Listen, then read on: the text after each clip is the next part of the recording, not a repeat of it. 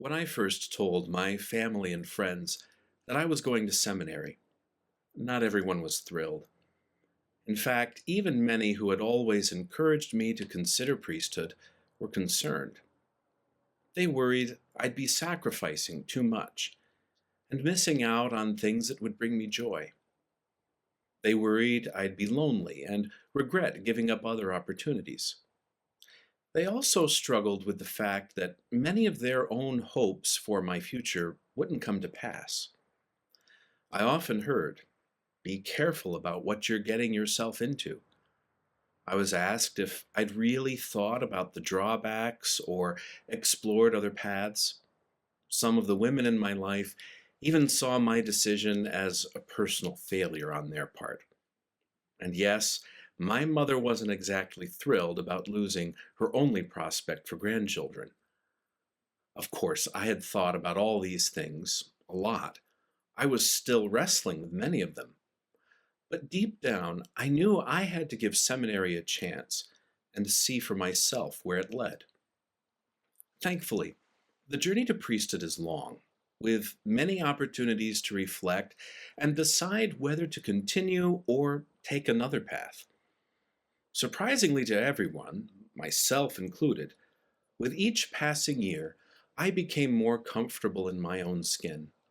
I was happier, healthier, mentally and emotionally, and more confident that God would take care of me no matter what. Eventually, those who cared about me began to see that transformation too. They also noticed the impact I was having on others. As I began ministering to people, even while still in seminary, they saw the good that was coming from my decision. They met people whose lives had been touched by my ministry, and that helped them see the value of what I was doing. They might not have understood it all, but they could see that I had found something that brought real fulfillment, and that made the sacrifices worthwhile. Maybe some of you can sympathize with the experience my loved ones had. Maybe, as you've been considering the young men in your life, you've thought, "He'd be good for the priesthood," but have questioned whether the priesthood would be good for him. If you're feeling that, know that it's normal.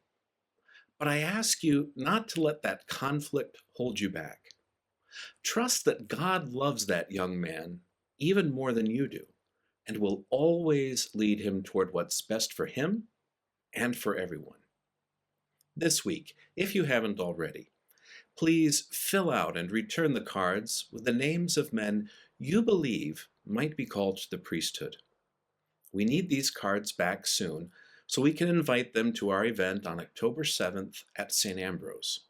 Father Joe, Father Kyle, or I will personally reach out, and if they decline, that will be the end of it.